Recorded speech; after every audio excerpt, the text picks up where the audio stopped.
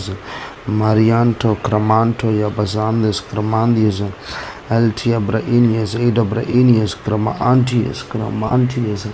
Praise the Lord, people. Hallelujah. Holy Spirit, thank you, Father. Thank you, Jesus. Thank you, Holy Spirit. Kelumashi and the lombra kindari moshi and the lombra kintani moshi. Thanks for Shabaka Rukusi Rebeketekeze. Yes, YouTube Lailo, you take a Manaturuku Zabatazi, Makuruku Shaza. Yes, Tej Kandari. Tandri, Shrikaraba Shikaradoria, Lara Taraba, Shavarataria, Rikava Shikaradaria, Halaraba Shikalarotriaba. Oh, Gopakari. A few moments later. Why? ఎందుకు Demons can go there in humans as well as animals. yes దయ్యములు మనుషులలోనికి దూరగలవు అలానే జంతువులలోనికి కూడా దూరగలవు అవి But Holy Spirit cannot go in the animals. yes కానీ పరిశుద్ధాత్మ జంతువులలోనికి వెళ్ళలేదు. Now you will have a question. అయితే ఇప్పుడు మీకు ఒక ప్రశ్న రావచ్చు. Then why did Balaam's donkey speak?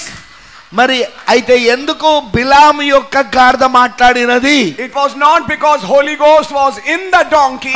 Holy Ghost was anointing the donkey. yes అది పరిశుద్ధాత్మ గాడిదలో ఉన్నందుకు మాట్లాడడం కాదు, పరిశుద్ధాత్మ అభిషేకించినందుకు, పైన ఉండి అభిషేకించినందుకు ఆ బిలాము యొక్క గాడిద మాట్లాడినది.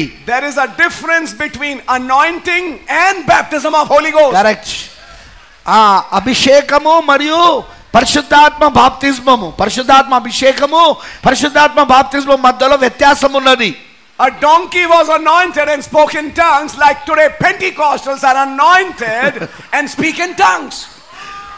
ఒక గాడిద అది అభిషేకించబడి అది అన్య భాషలు మాట్లాడినది.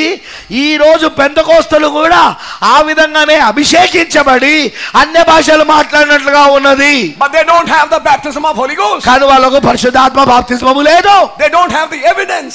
వారి దగ్గర రుజువు లేదు. No, they can't. లేదని వాళ్ళు కలిగి ఉండలేరు. Donkey under that anointing saw that angel. yes ఆ యొక్క గాడిద అభిషేకం కింద దూతను చూశాడు. Under the anointing you also can see angels. yes అభిషేకము కింద నువ్వు కూడా దూతలను చూడొచ్చు. But that doesn't mean that you are a child of God. అయితే అదేదో నువ్వు దేవుని యొక్క బిడ్డవని దాని అర్థం కాదు.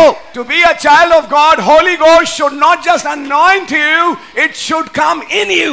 yes నీవు దేవుని యొక్క బిడ్డగా ఉండవలనంటే ఏదో పరిశుద్ధాత్మ వచ్చి నిన్ను పైన అభిషేకించడం కాదు, కానీ పరిశుద్ధాత్మ నీలోనికి రావాల్సి ఉన్నది.